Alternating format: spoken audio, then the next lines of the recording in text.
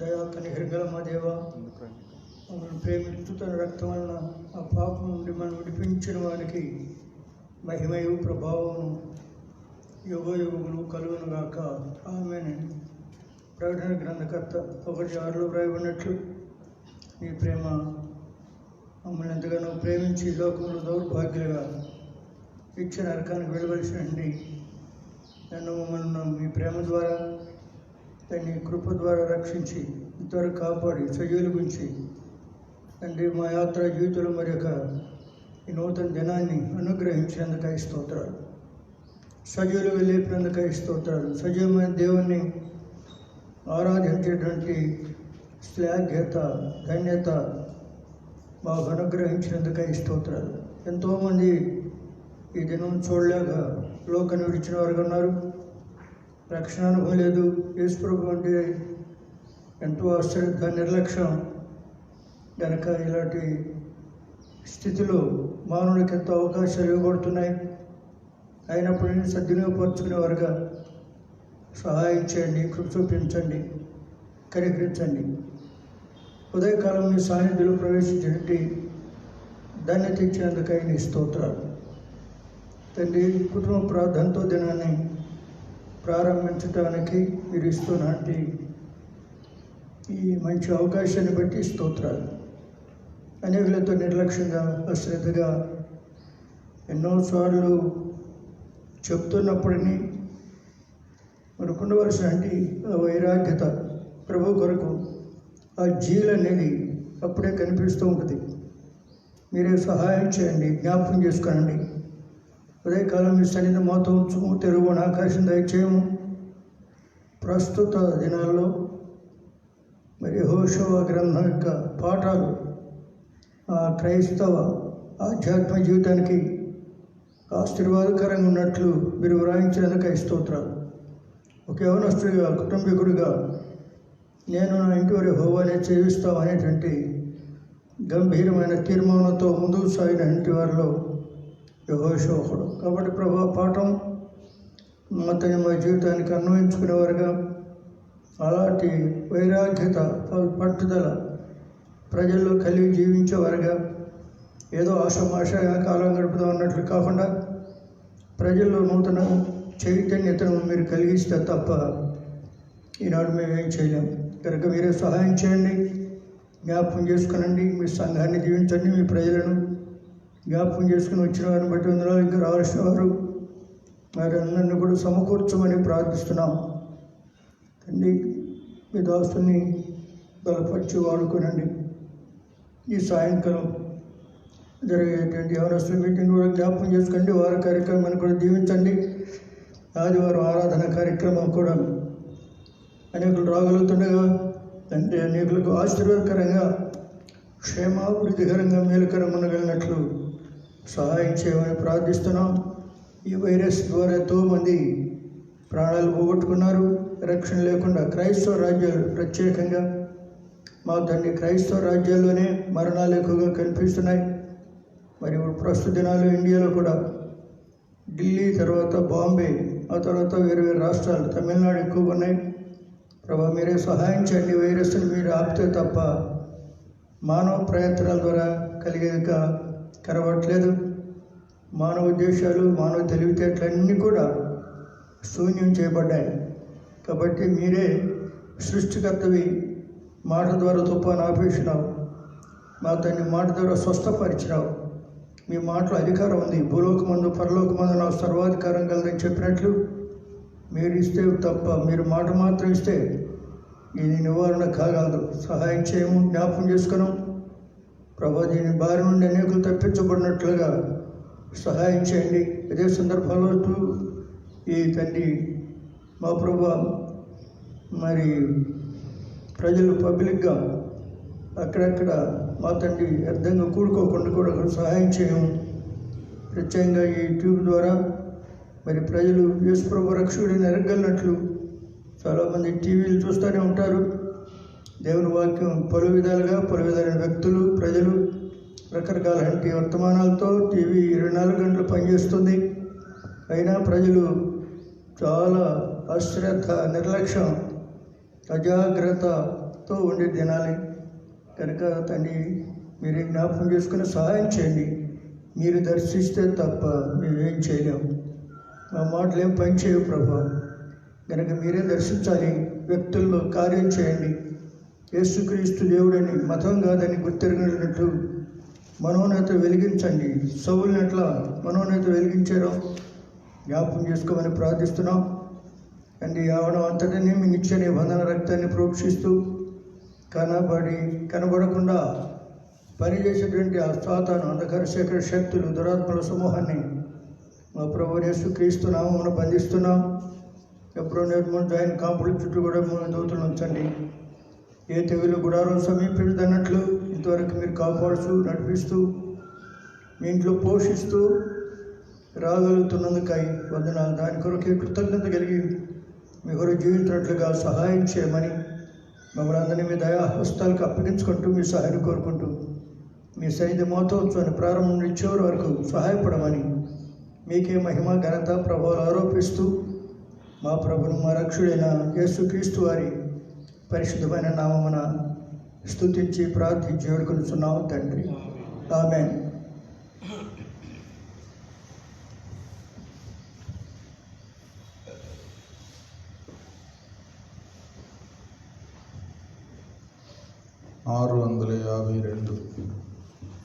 మన జీవితం అంతయు క్షణము యుద్ధమే. పాత పుస్తకం అయితే 552.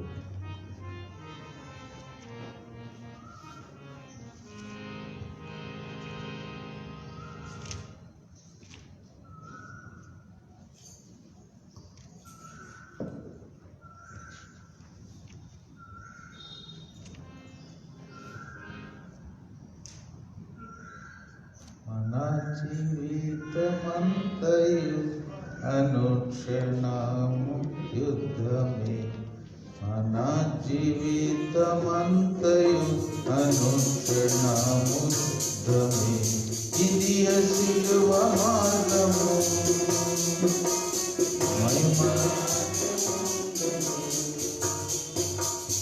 ఇది శిలువ మార్గము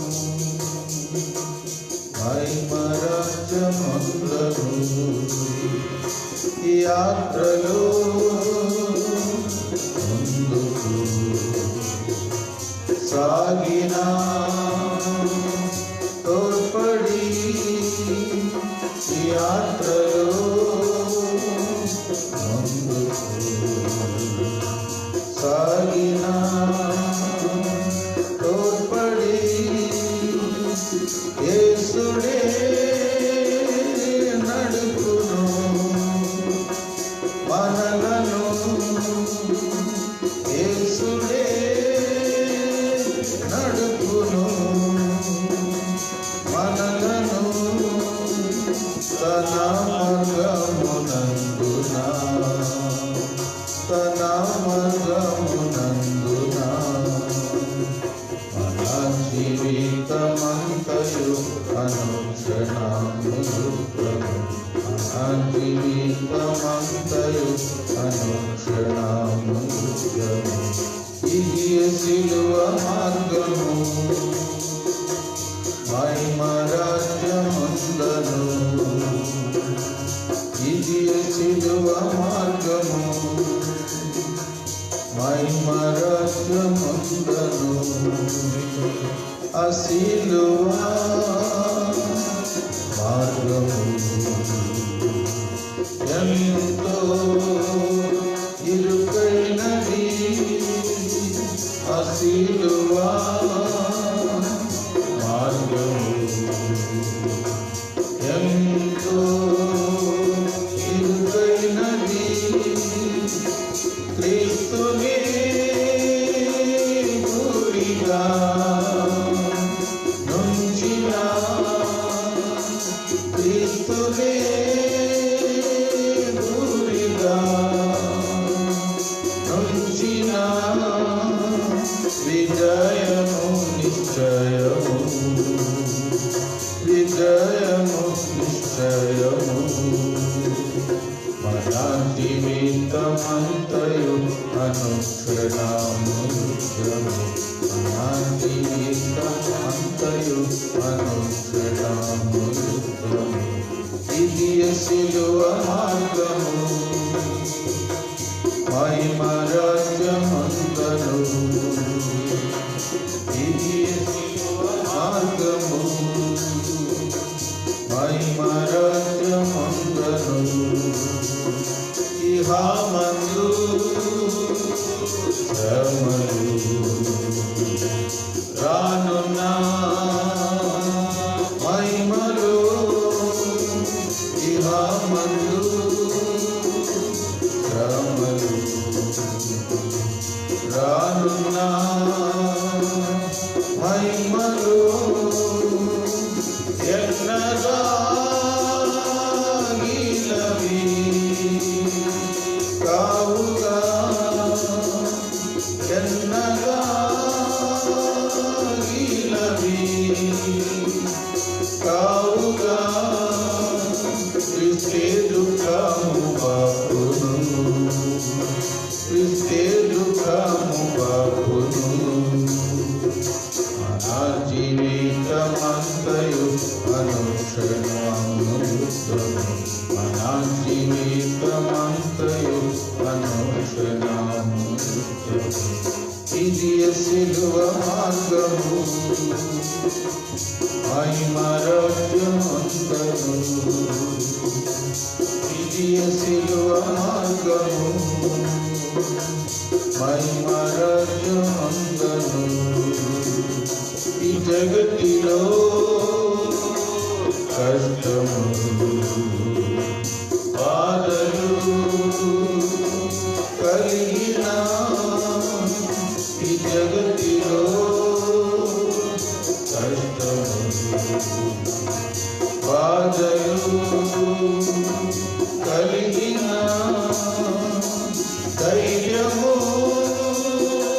విడువక ముందు, ధైర్యము విడువక ముందు. జయించే ప్రభు ఇహమును, జయించే ప్రభు ఇహమును. నా జీవితమంతయు అనుక్షణము యుద్ధము. నా జీవితమంతయు అనుక్షణము యుద్ధము. ఇది సిలువ మార్గము మహిమ రాజ్యమంతను. ఇది సిలువ మార్గము మహిమ రాజ్యమంతను.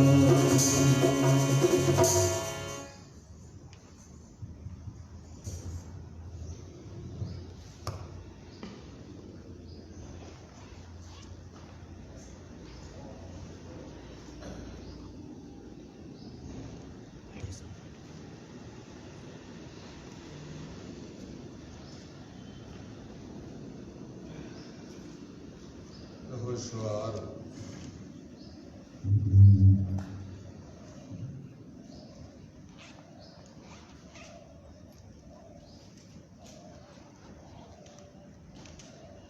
యెహోషువ గ్రంథం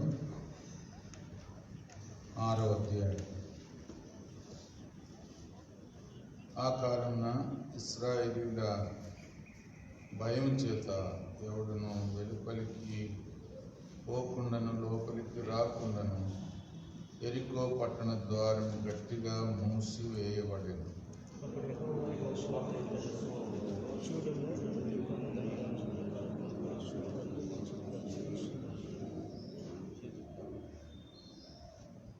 మీరందరూ యుద్ధ సన్నద్ధులై పట్టణమును ఆవరించి ఒక మారు దాని చుట్టూ తిరగవలెను.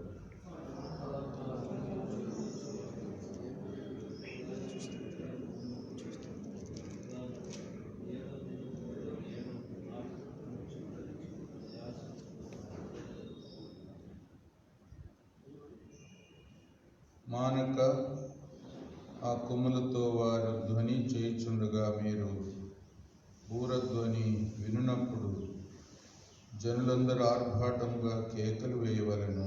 అప్పుడు ఆ పట్టణ ప్రాకారము కూలును కనుక జనులు తమ ఎదుటికి చక్కగా ఎక్కుదురు అనెను.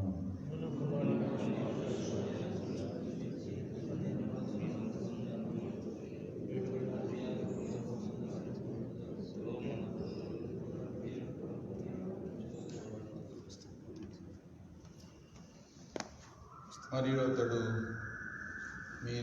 మీరు సాగి పట్టణమును చుట్టుకొనుడనియు యోగులు యెహోవా మందసమునకు ముందుగా నడవలననియు ప్రజలతో చెప్పాను.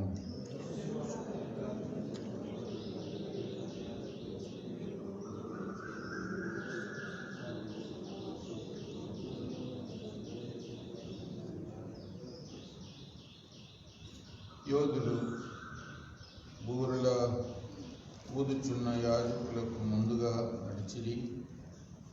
దండు వెనుకటి భాగం మందసం వెంబడి వచ్చెను.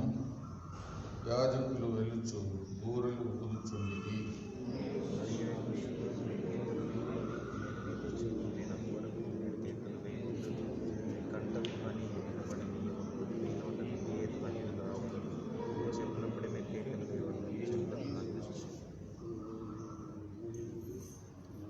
అట్లా యెహోవా మందసము ఆ పట్టణమును చుట్టుకొని ఒక మారు దాని చుట్టూ తిరిగిన తర్వాత వారు పాలెంలో వచ్చి రాత్రి పాలెంలో గడిపిరి. ఉదయమున యెహోషువ లేవగా యాజకులు యెహోవా మందసమును ఎత్తుకొని మోసిరి. 7 యాజకులు పొట్టేలు కొమ్ము బూరలను 7 పట్టుకొని నిలువక యెహోవా మందసమునకు ముందుగా నడుచుచు బూరలు ఊదుచు వచ్చిరి. యోధులు వారికి ముందుగా నడిచిరి. దండు వెనుకటి భాగము యెహోవా మందసము వెంబడి వచ్చెను. యాజకులు వెలుచు బూరలు ఊదుచు వచ్చిరి. రెండవ దినమున వారు 6 దినముల 7వ దినమున వారు ఉదయమున చీకటితోనే లేచి 7 మార్లు ఆ ప్రాకారం గాని పట్టణము చుట్టూ తిరిగిరి.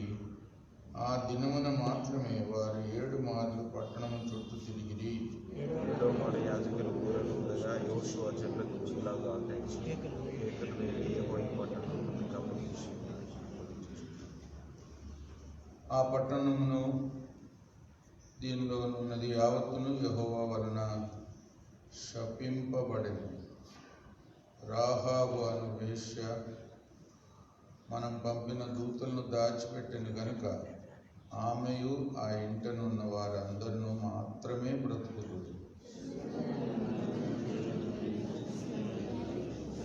శపింపబడిన దాంట్లో ముసలైన వేరు తీసుకుని శాపగ్రస్తులు ఇశ్రాయేలు పాలన శాపంతో బాధలు చేయదు కనుక శపింపబడిన అని వెండియు బంగారమును ఇత్తడి పాత్రను ఇనుప పాత్రలను యెహోవాకు ప్రతిష్ఠితములగును.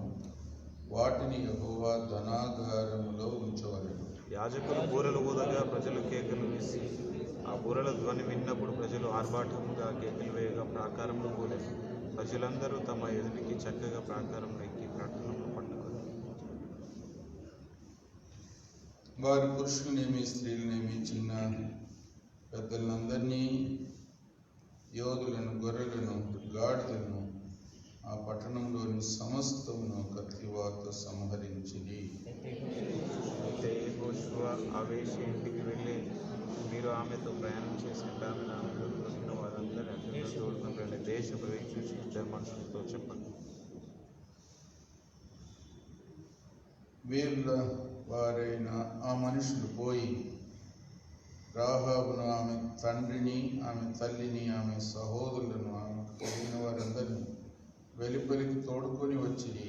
ఆమె ఇంటి వారందరినీ వారు వెలుపలికి తోడుకొని ఇశ్రాయేలు పాలెము వెలుపట వారిని నివసింపచేసిరి. అప్పుడు వారు ఆ పట్టణమును దానిలోని సమస్తం అగ్ని చేత కాల్చివేసిరి. వెండిని, బంగారం, ఇత్తడి పాత్రలను, ఇనుప పాత్రలను మాత్రమే యెహోవా మందిరం ధనాగారంలో ఉంచిరి. రాహాబను వేశ్య యెరికోను వేగు చూచుటకు యెహోషువ పంపిన దూతలను దాచిపెట్టి ఉండెను గనుక అతడు ఆమెను, ఆమె తండ్రి ఇంటి వారిని, ఆమెకు కలిగిన వారందరినీ బ్రతకనిచ్చెను. ఆమె నేటి వరకు ఇశ్రాయేళ్ల మధ్య నివసించుచున్నది. ఆ కాలమున యెహోషువ జనుల చేత శపథం చేయించి వారికి ఇలాగ ఆజ్ఞాపించెను: ఎవడు యెరికో పట్టణమును కట్టింప పూనుకొన్నో వాడు యెహోవా దృష్టికి శాపగ్రస్తుడు. వాడు దాని పునాది వేయగా వాని దేశకుమారుడు చచ్చు, దాని తలుపులను నిలువనెత్తగా వాని కనిష్ఠుడు చచ్చు.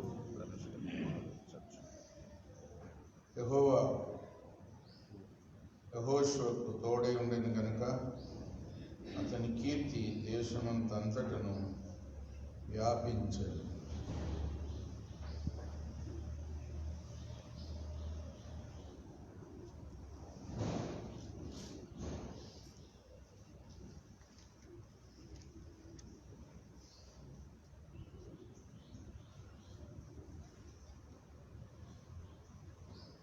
యెహోషువతో దేవుడు చెప్పిన మాటలు: యెరికోను తన చేతికి దేవుడు అప్పగించేశాను అంటున్నాడు.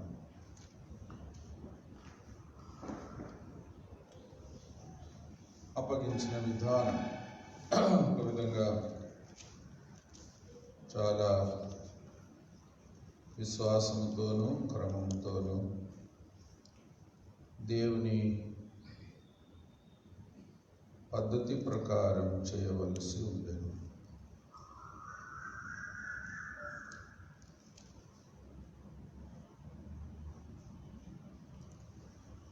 మరి ఏడుగురు యాజకులు, 4వ వచనం, పొట్టేలు కొమ్ము బూరెలు పట్టుకొని ముందుగా నడవవలెను. 7వ దినమున మీరు 7 మార్లు పట్టణము చుట్టూ తిరుగుచుండగా ఆ యాజకులు బూర ఊదవలెను.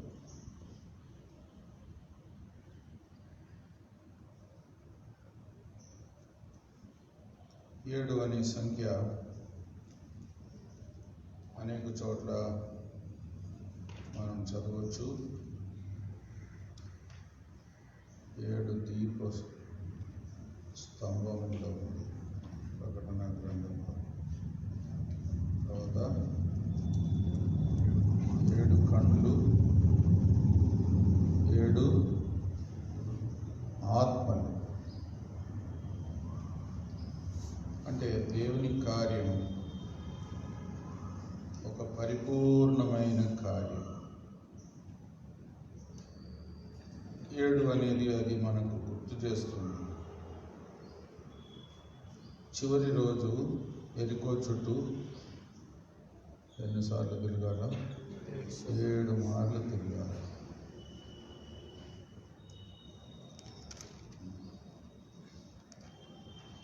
దేవుడు పరిపూర్ణుడు. దేవుని కార్యాలన్నీ పరిపూర్ణమైనది.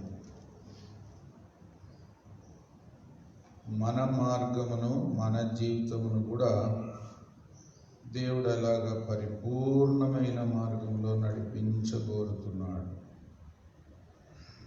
వక్సం గారు ఈ 2 వాక్యాలు ఎప్పుడు గుర్తు చేసేవారు. దేవుడు పరిపూర్ణుడు, ఆయన మన మార్గమును కూడా పరిపూర్ణము చేస్తాడు. రెఫరెన్స్ చెప్పండి. మీరు చెప్పలేకపోతే నేను చెప్తాను.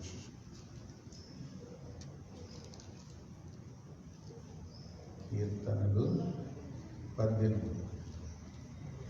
కీర్తనలు 18.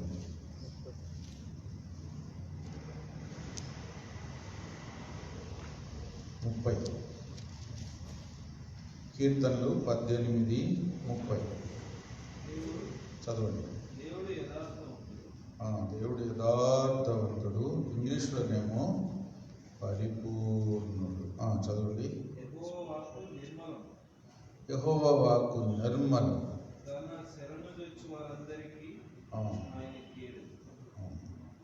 ఇంగ్లీష్లో చదవండి ఎవరన్నా.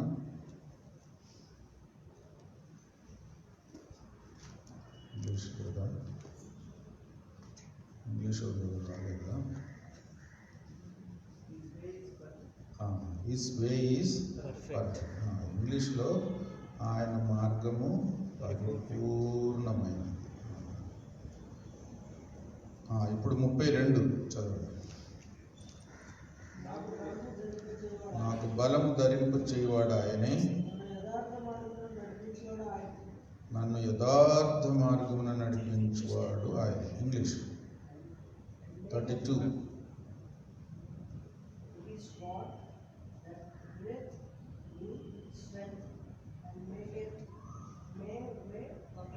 My way, he maketh my way perfect. ఆయన నా మార్గమును పరిపూర్ణం చేస్తాడు. కాబట్టి ఈ 2 మాటలు భక్సింగ్ గారు ఎన్నోసార్లు గుర్తు చేసేవారు. దేవుని మార్గం పరిపూర్ణమైంది. ఎంత శ్రేష్టమైన మార్గం. ఆ మార్గంలో మనము వెళ్ళడానికి, మరి పాటించడానికి ఎంత శ్రద్ధ తీసుకోవాలి. అంతేకాదు మన మార్గమును కూడా పరిపూర్ణం చేస్తాడు. ఇంకా తప్పుడు సొంత మనుషుల ప్రభావంతో, లేకుంటే సైతాను ప్రేరేపణతో మనము ఏది మరి వైదొలగించబడకుండా దేవుని పరిపూర్ణ మార్గంలో మన మార్గం కూడా చేయబడాలి. ఒక విధంగా దాని కొరకు మనము జాగ్రత్త తీసుకోవాలి. యెహోషువ ఇశ్రాయేలును దేవుడు 7 అనే సంఖ్య అనేక విషయాల్లో చెప్పబడిన దాన్ని బట్టి అది మనం గుర్తు చేసుకోవచ్చు. యేసు ప్రభువారి యొక్క బలియాగం కూడా పరిపూర్ణమైంది. అది మనం ఎల్లప్పుడూ గుర్తు చేసుకోవాలి, చేసుకుంటున్నాము.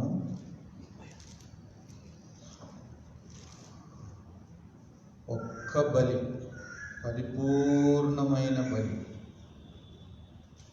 శాశ్వతంగా దేవుడు సంకల్పించిన విధానములో యేసు ప్రభువారి లోకానికి వచ్చి ఒక పరిపూర్ణమైన బలియాగము సమర్పించాడు, అయినాడు.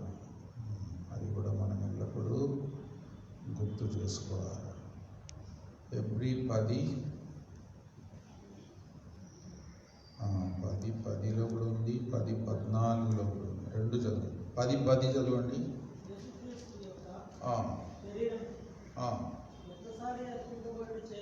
ఒక్కసారి అర్పింపబడ్డ చేత మనం పరిశుద్ధపరచబడి ఉన్నాం. ఒక్కసారి పరిశుద్ధపరచబడి ఉన్నాం. ఇప్పుడు 14, ఒక్క అర్పణ చేత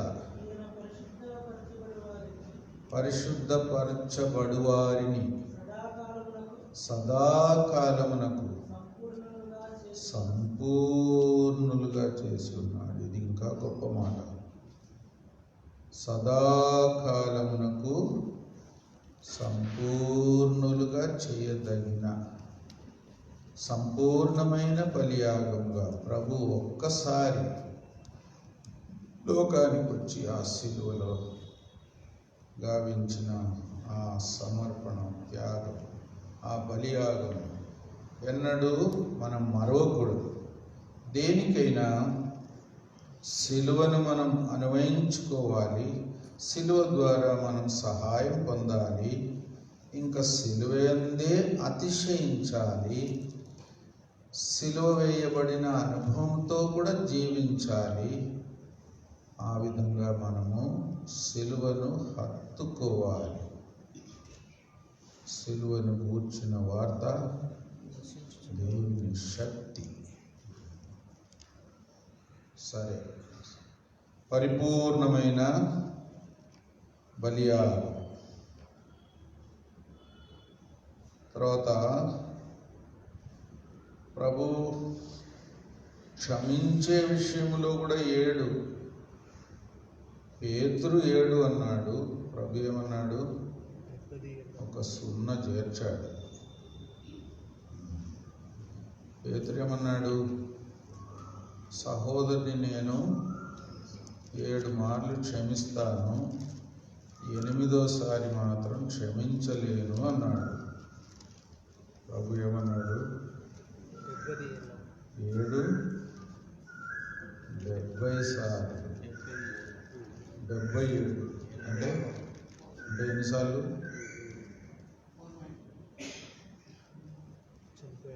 సరే, అంటే సంపూర్ణంగా క్షమించాలి. ఏదో 7 సార్లని అక్కడ బ్రేక్ పడకుండా చూసుకోవాలి. చదవండి, మత్తయి సువార్త 18:22. అందుకు యేసు అతనితో ఇట్లనెను, 7 మార్ల మట్టుకే కాదు, 7 మార్ల మట్టుకే కాదు, 70 ఏండ్ల మార్ల మట్టుకని. 70. కాబట్టి ఒక విధంగా మన క్షమాపణ మనస్సు కూడా సంపూర్ణంగా ఉండాలి. ఎవరిని కూడా క్షమించకుండా ఉంటే అసలు మనం దేవునికి ఒక అర్పణ కూడా అర్పించలేము. మొదట క్షమించి వచ్చి మళ్ళీ అర్పించమంటాడు. ఎవరి మీదనన్నా ఏదన్నా మనసు కష్టమున్నా, క్షమించకుండా ఉన్నా, కోపం ఉన్నా, పగ ఉన్నా దేవునికి మనము అంగీకారం కాలేము. ఎందుకంటే దేవుడు మనల్ని క్షమించాడు లెక్కలేనన్ని సార్లు. కాబట్టి మనం కూడా అలాగే ఉండాలి.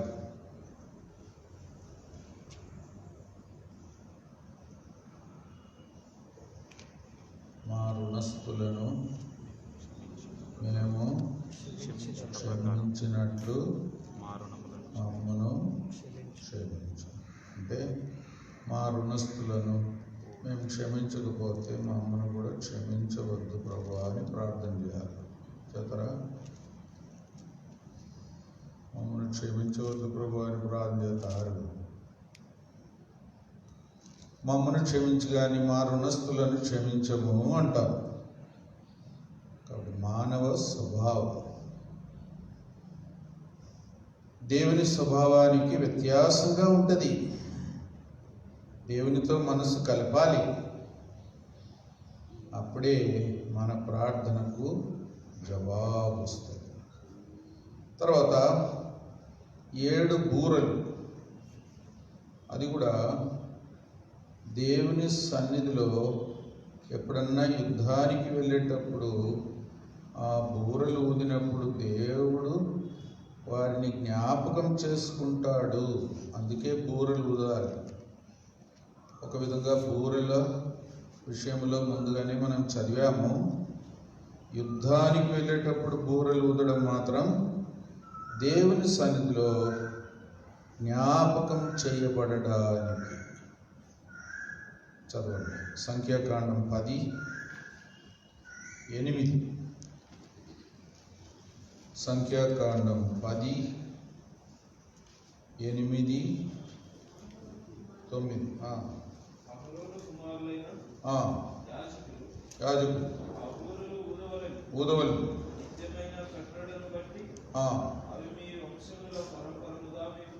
ఉండదు.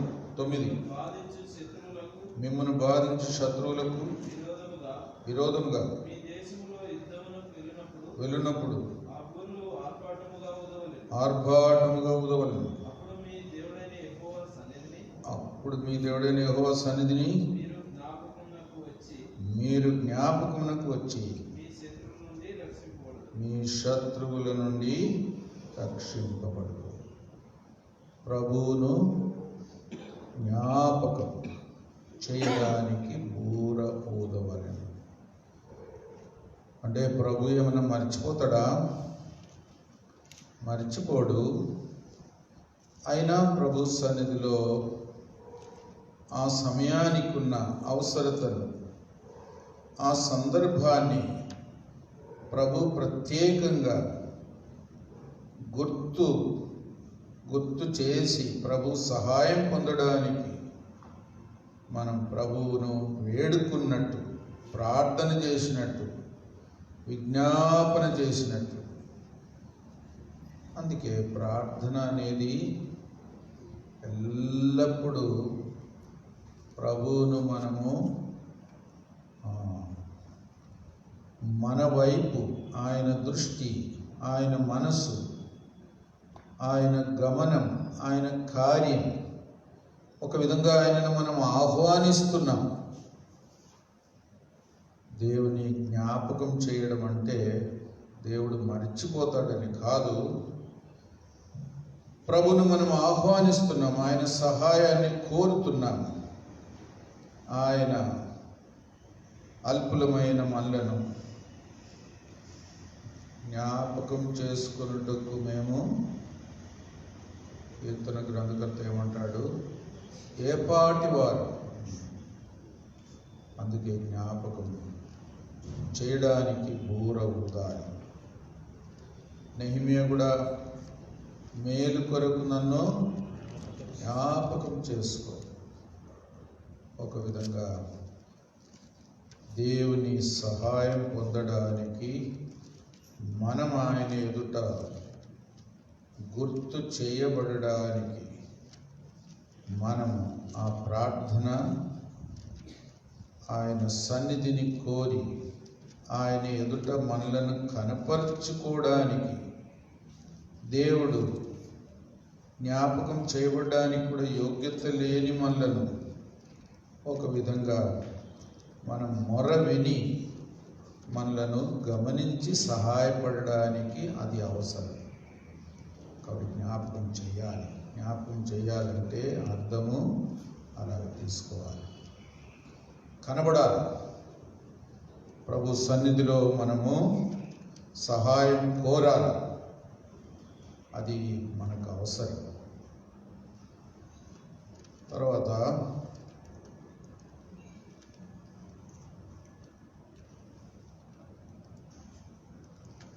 మౌనంగా ఉండాలి. యెహోషువ 6:10 ఎవరైనా చదవండి. యెహోషువ 6:10. మరియు యెహోషువ దినం వరకు మీరు కేకలు వేయొద్దు, మీ కంఠధ్వని వినబడనీయొద్దు,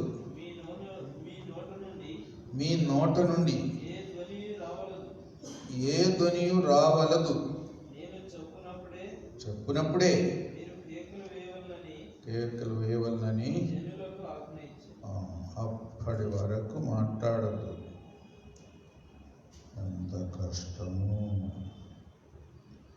మాట్లాడకుండా ఉండేది. ఒక పట్టణం చుట్టూ అంతమంది ప్రజలు నడిచిపోయి ఆ చుట్టూ తిరిగేది అయిపోయేదాకా ఒక్క మాట కూడా రాకూడదు నోటికి.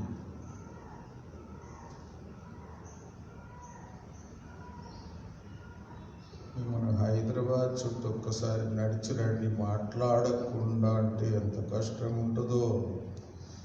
మాట్లాడుకుంటూ పోయి రండి అంటే ఇప్పుడే పోతారు. అంటే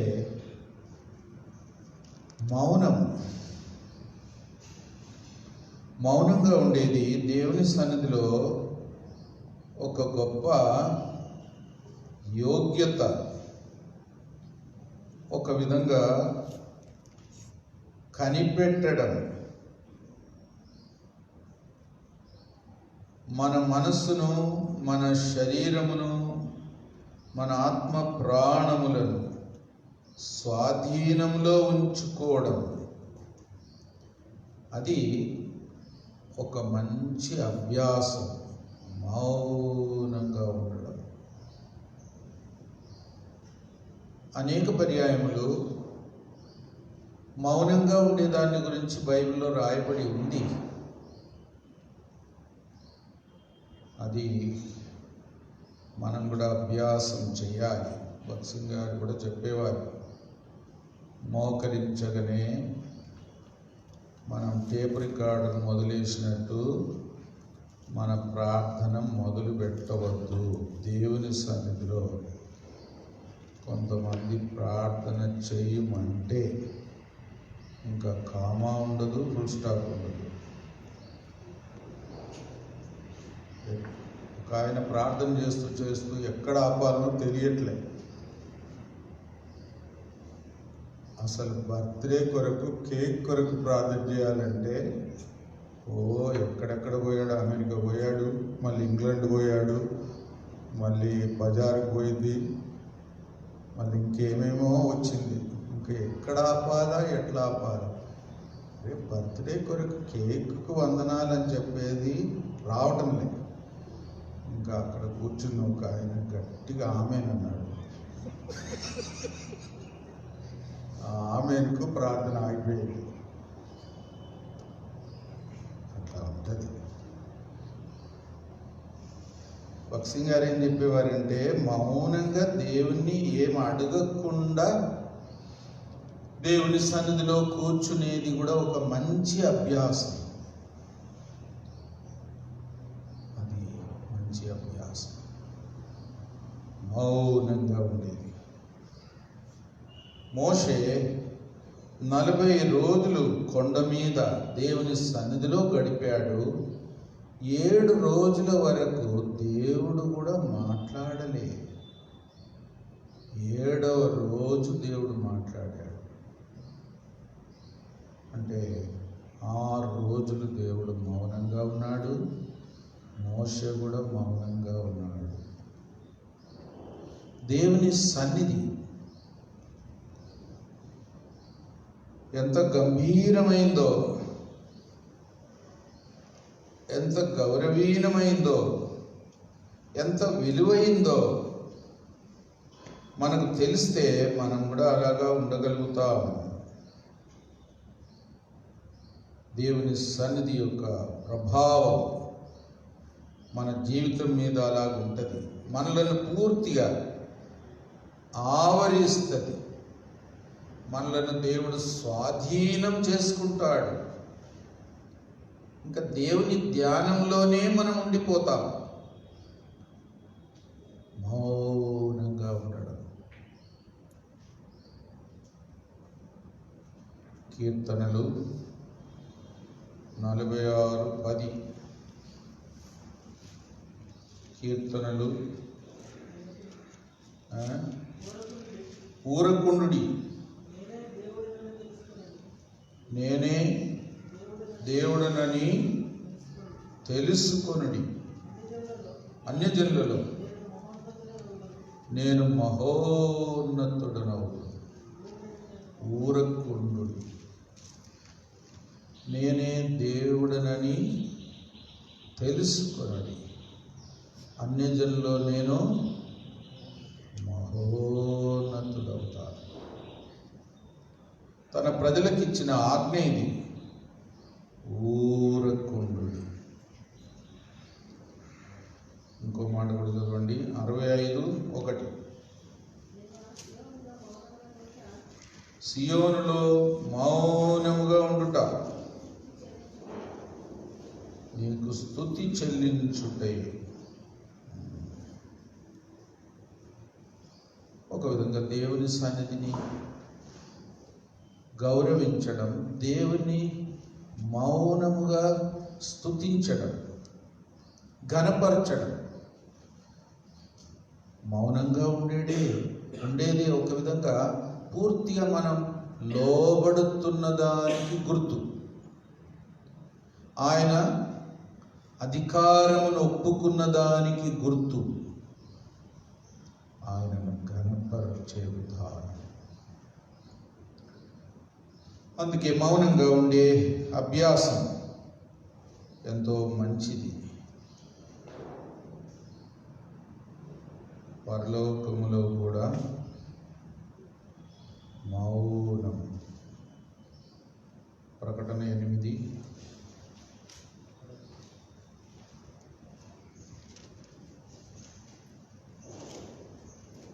1. ఆయన 7వ ముద్రను విప్పినప్పుడు పరలోకమందు ఇంచుమించు అరగంట సేపు నిశ్శబ్దముగా ఉండేది. ఒక విధంగా దేవుని ప్రత్యక్షతకు, దేవుని కార్యాలకు, దేవుని ప్రకటనకు అంగీకారం ప్రతి ఒక్కరి నుండి దేవుడు కోరుతున్నాడు. దాన్ని అంగీకరించే పద్ధతి, వైఖరి మౌనముగా ఉండడం.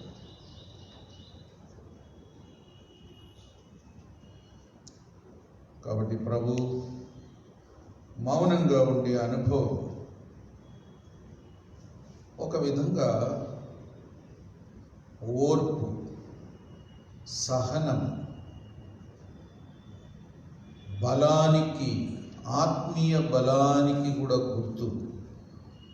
యేసు ప్రభువారు లోకంలో ఎంతో మంది ద్వారా ఎన్నో మాటలు, నిందలు, ఎన్నో శ్రమలు, ఎన్నో బాధలు, దెబ్బలు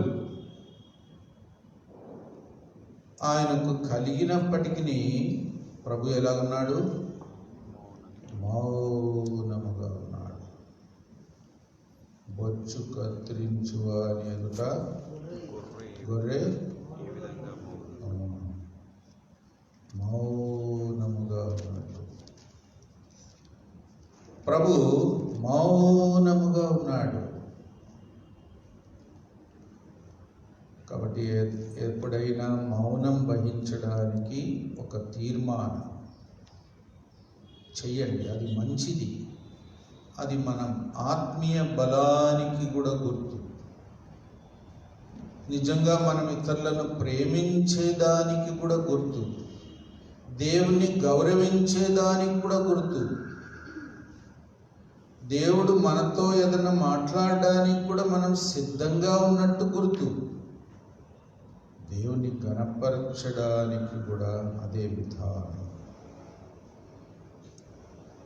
కాబట్టి ఈ దినం నుండి ఎప్పుడన్నా ఎవరైనా తిట్టినప్పుడు కూడా మౌనంగా ఉండేదానికి ప్రయత్నం చేయండి. ఎవరైనా కోపపడినప్పుడు కూడా మౌనంగా ఉండడానికి ప్రయత్నం చేయండి. కొన్ని బాధలు కలిగినప్పుడు కూడా మౌనంగా ఉండడానికి ప్రయత్నం చేయండి. అది గొప్ప కార్యం దేవుడు చేయడానికి సాహచర్యం.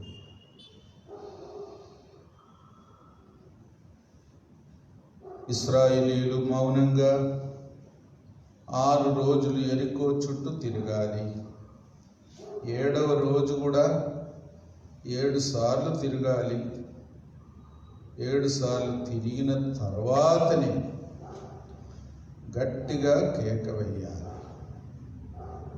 అంతవరకు నోటి నుండి ఒక్క మాట కూడా రాకూడదు. యెరికో పట్టణం చుట్టూ తిరిగే సందర్భంలో ఒక్కరు కూడా ఒక్క మాట కూడా పలకకూడదు.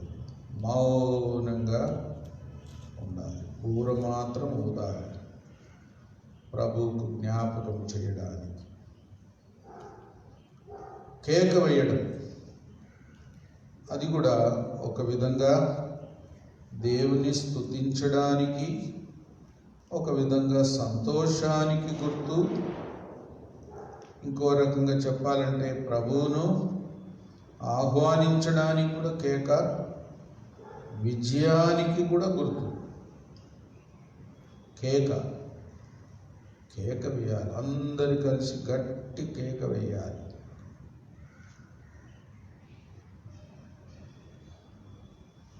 దేవుడు చెప్పిన మాటలు ఇశ్రాయేలుకు యెరికో చుట్టూ తిరిగే సందర్భంలో ఏమేం చేయాలో అవన్నీ మనకు దేవుడిచ్చిన ఆ సంతోషం, ఆ విజయం, ఆ యొక్క దేవుని మాట మనం వింటున్నామనే దానికి గుర్తుగా, ఒక విధంగా ప్రభువును ఆహ్వానించడానికి కూడా, యెరూషలేము కుమార్తెలారా ఏమనుంది? జకర్యా 9:9లో ఏముంది? ఏకవేయుడి అని ఉందా? జకర్యా 9:9 సీయోను నివాసులారా సంతోషించుడి, నివాసులారా ఉండుడి,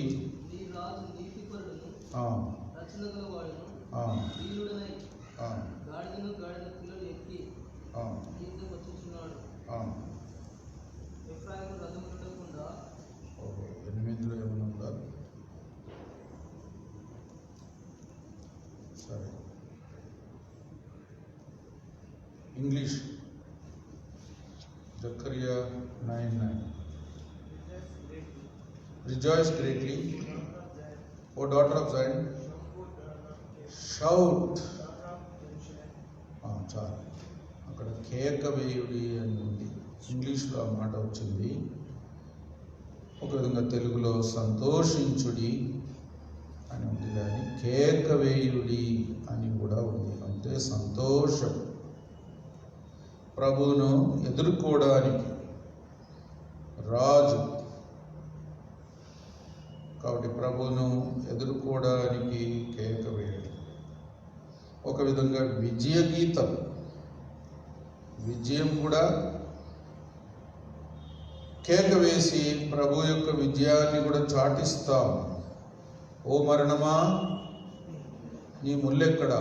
ఓ సమాధి నీ విజయం ఎక్కడా? ఎప్పుడు?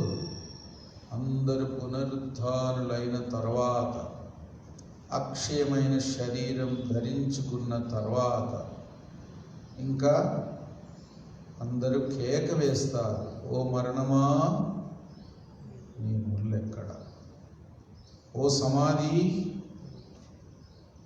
ఇంకా నారాయణ కూడా ఖాళీ అయిపోతుంది, సగమే ఖాళీ అవుతుందేమో లేదు.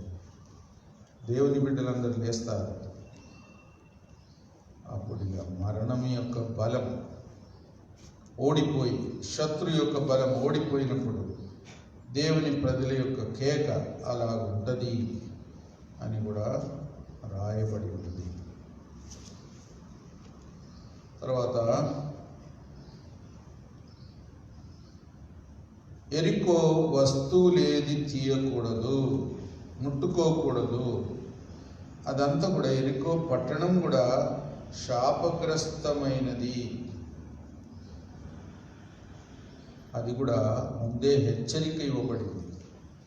ఎరికో వస్తువులు, మనుషులు, పశువులు, ముందైతే పశువులను తీసుకున్నట్టుంది కొన్ని దేశాలు ఆక్రమించుకున్నప్పుడు. మరి కొంతమందిని, పురుషుని ఎరుగని స్త్రీలను కూడా తీసుకున్నట్టుంది.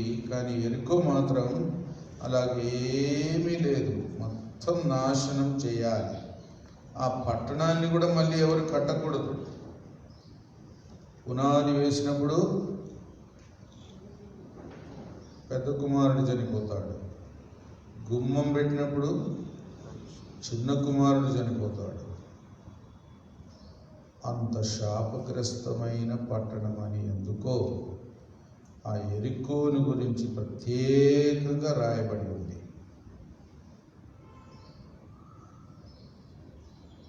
శాపగ్రస్తమైన స్థితి ఎరికో పట్టణస్థులకు ఎందుకు కలిగిందో ఒక విధంగా కొంతవరకు మంచిగా జీవించిన ఆమెనే రాహాబు అనుకోవాలి. కానీ ఆమె వేశ్య. ఆమెకే కొంచెం భయం ఉంది దేవుడు అంటే, ఆమెకే కొంచెం విశ్వాసం ఉంది. ఆమె ఎలాంటి స్త్రీ? ఆమె వేశ్య. అంటే నేను కంటే దౌర్భాగ్యకరమైన జీవితం. ఆమెనే కొంచెం బెటర్. ఆమెనే కొంత ఇశ్రాయేలు దేవుడు అంటే ఇశ్రాయేలుకు కనాను దేశమంతా దేవుడు ఇవ్వబోతున్నాడు అని నమ్మి తగ్గించుకొని దేవుని ప్రజలతో చేరడానికి, వారికి సహాయం చేయడానికి, వారికి అనుకూలంగా ఉండడానికి తీర్మానం చేసి తన ఇంటి వారికి కూడా చెప్పి అందరినీ సమకూర్చి వారిని కాపాడగలిగిన స్త్రీయే ఒక విధంగా ఎంత ఘోరంగా జీవించింది ఒకప్పుడు. ఇంకా తక్కిన వారి సంగతి దానికంటే ఘోరం. అందుకే ఎరికో పట్టణం శాపగ్రస్తమైన పట్టణం. శాపగ్రస్తమైన స్థితి అనేక కారణాలను బట్టి వస్తుంది. మనం కూడా జాగ్రత్తగా ఉండాలి. ఒక మాట చదువుకుంటాం. 1 కొరింథీ 16. 1 కొరింథీ 16 వచనం 22. ఎవడైనను ప్రభువును ప్రేమింపకుంటే వాడు శపింపబడునుగాక. ప్రభు వచ్చుచున్నాడు. ప్రభువును ప్రేమించకపోతే ఆ వ్యక్తి శపింపబడునుగాక. కాబట్టి ప్రభువును ప్రేమించాలి, ప్రభు ప్రేమను పొందాలి, ప్రభు ప్రేమించిన విధానంలో ప్రభువును తిరిగి ప్రేమించాలి. అప్పుడే మనం ధన్యులం. ప్రభువును పూర్ణ హృదయంతో, పూర్ణ ఆత్మతో, పూర్ణ బలముతో, పూర్ణ మనస్సుతో ప్రేమించాలి. మొదటి ఆజ్ఞ అదే, ప్రాముఖ్యమైన ఆజ్ఞ అదే అని ప్రభు కూడా గుర్తు చేశాడు కదా. కాబట్టి ప్రభువుని ప్రేమించే అభ్యాసం ఎల్లప్పుడూ కలిగి ఉండాలి. దేవుని ప్రజలుగా, సేవకులుగా, సేవకురాళ్ళుగా ముఖ్యంగా. లేకపోతే మనం శాపగ్రస్తులమైపోతాం. తర్వాత యెరికో గోడలు ఎలాగ పడిపోయింది, అక్కడ ఉండే వస్తువులు కూడా ఏది తీసుకోవచ్చు అని కూడా యెహోషువతో చెప్పబడింది. వెండి, బంగారము, ఇత్తడి పాత్రలు, ఇనుము, అంతేనా? అంటే అగ్నికి నిలువగలిగిన వస్తువులు మాత్రం తీసుకోవాలి. అది కూడా దేవుని మందిర ఖజానాలోనికి తేవాలి. ఒక విధంగా ఇది మనకు ఒక గొప్ప హెచ్చరిక. మన క్రియలు కూడా అలాగ పరీక్షించబడుతుంది. మనము ఒకరోజు దేవుని సన్నిధిలో మన జీవితం అంతటిని పరీక్షించబడడానికి నిలబడినప్పుడు అగ్ని పరీక్షకు నిలిచినదిగా ఉండేదే దేవునికి అంగీకారం అవుతుంది. కాబట్టి అది కూడా ఒక గొప్ప సవాల్. మన క్రియలన్నీ, మన మాటలన్నీ, మన యొక్క ప్రయాసమంతటిని దేవుడు అగ్నిలో వేస్తాడు. అగ్ని పరీక్షకు నిలిచినదే బహుమానం, మెప్పు పొందడానికి అర్హమైంది. కాబట్టి ఎంత జాగ్రత్తగా ఉండాలి. ఇప్పుడే మనం జాగ్రత్త తీసుకోవాలి. ఇప్పటి నుండైనా జాగ్రత్త తీసుకోవాలి. ఇప్పటి వరకు ఏదైనా చెత్త, కర్ర, గడ్డి, కొయ్యకాలు ఏదైనా సమకూర్చుకున్నామేమో. కాబట్టి విలువైన అగ్ని పరీక్షకు నిలిచే క్రియలుగా మనం క్రియలు చేసుకోవాలి. అప్పుడే దానికి బహుమానం దేవుడు పరీక్షించినప్పుడు అప్పుడే మనకు ఆ క్రియల యొక్క ఫలితం కూడా మనం పొందుతాం. లేకపోతే నష్టపోతాం. ఏదో ప్రాణాన్ని రక్షించుకుంటాం కానీ ప్రయాసానికి ఫలితం పొందకుండా నష్టపోతాం.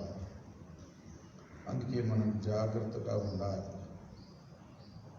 ఒకరోజు లోకమంతా కూడా గతించిపోతుంది, కాలిపోతుంది. ఆ తర్వాత కదల్చబడనిది మాత్రం మిగులుతుంది. వడగలిగినంత కదల్చబడుతుంది.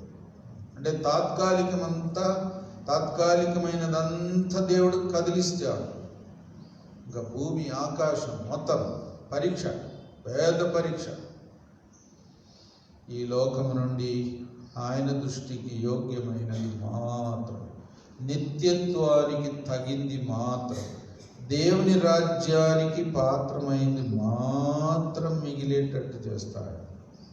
ఈ లోకానికి పెద్ద పరీక్ష రాబోతుంది, విశ్వాసులకు రాబోతుంది.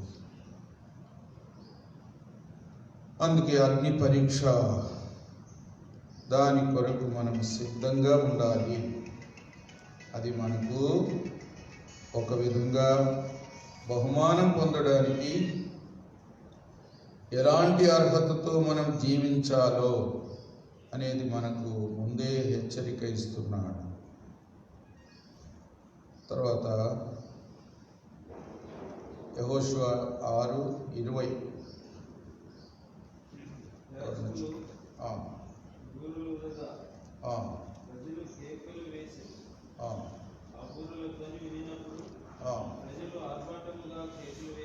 కేకలు వేయగా ప్రాకారం కూలెను.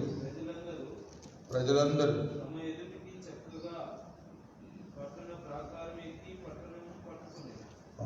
ప్రాకారం కూలెను.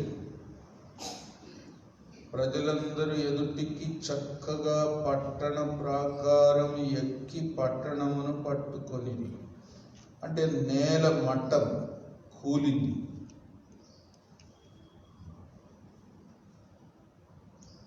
రాహాబు ఇల్లు తప్ప, రాహాబు ఇల్లు ఎక్కడ ఉంటుందో ప్రాకారం మీదనే ఉంటుంది. ఆ భాగం మాత్రం కూలలేదు. ఎంత ఆశ్చర్యం! దేవుడు రాహాబు యొక్క విశ్వాసమును గుర్తించాడు. రాహాబు చేసిన మంచి క్రియను కూడా దేవుడు అంగీకరించాడు. ఇశ్రాయేలీయులు రాహాబుతో చేసిన నిబంధనను కూడా దేవుడు ఒక విధంగా మర్చిపోలేదు, నిలువబెట్టాడు. లేకపోతే గోడ మొత్తం కూలింది అంటే ఆ గోడ మీద ఉన్న ఇంట్లో ఉన్న వారికి గతి ఏమవుతుందో. కానీ రాహాబు ఇల్లు కూలలేదు. తక్కిన గోడ అంతా కూడా నేల మట్టం కూలింది. ఆశ్చర్యం! కేక వేయగానే ఇశ్రాయేలీయులు బూర ఊది చివరి రోజు 7 సార్లు నడిచిన తర్వాత కేక వేయగానే నేల మట్టము గోడ కూలింది. కాబట్టి మన జీవితంలో దేవుని మాట మరి అంగీకరించి విశ్వాసముతో ఏదైనా కార్యం చేస్తే శత్రు యొక్క కోట గోడలన్నీ కూలిపోయేటట్టు దేవుడు అద్భుత కార్యం చేస్తాడు. నేల మట్టం కూలిపోయేటట్టు శత్రు యొక్క బలం నిలవకుండా చేస్తాడు. కాబట్టి మన జీవితంలో కూడా విశ్వాసంతో, విధేయతతో, దేవుని క్రమములో ఆయన చెప్పిన మాట ప్రకారం ప్రతిదీ చేసినప్పుడు శత్రు కోట గోడలన్నీ కూలిపోతుంది, అది నిశ్చయం. కాబట్టి అలాంటి అనుభవంలోనికి వచ్చుదుముగాక. రాహాబు ఇంటి వారిని గూర్చి కూడా ప్రత్యేకంగా మనం ఆలోచిస్తే దేవుడు ఎంత గమనికగలవాడు. దేవుడు తన మాట తప్పడు. ఆయన మాట తప్పే దేవుడు కాదు. ఆయన మాట నెరవేర్చే దేవుడు. ఇశ్రాయేలుతో రాహాబుకి ఇచ్చిన ప్రమాణం దేవుడు నిలబెట్టాడు. వారి ఇంటి వారందరినీ ఆ ఎర్రదారం కిటికీలో నుండి కట్టి గుర్తుగా పెట్టి ఆమె ఇళ్ళని గుర్తు కూడా పెట్టమన్నారు. అలాగే ఆమె చేసింది. దేవుడు ఆమెను, ఆమె ఇంటి వారిని కాపాడాడు. దేవుడు గమనించగలవాడు. ప్రతి సందర్భములో కూడా తన ప్రజలను, తన ప్రజల యొక్క మాటను కూడా ఆయన నిలువబెట్టడానికి శ్రద్ధ చూయించే దేవుడు. ఒక్క మాట చదువుకుంటాం. సంఖ్యాకాండం 23.